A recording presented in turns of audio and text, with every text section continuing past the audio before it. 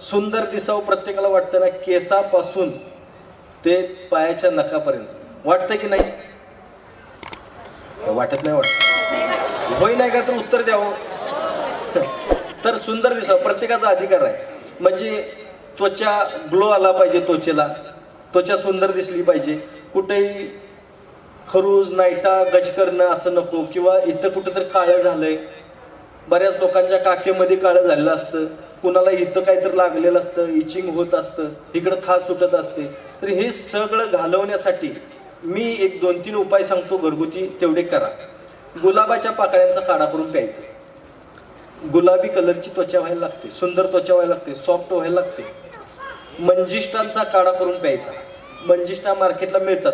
आता ती काय आहे, कसं आहे, ज्यांना माहिती आहे त्यांना माहिती आहे, ज्यांना माहिती नाही त्यांनी मार्केटला जाऊन मंजिष्टा विचारा. पावडर मिळेल किंवा तुम्हाला तिचं हे पण मिळेल, तर ते घ्या.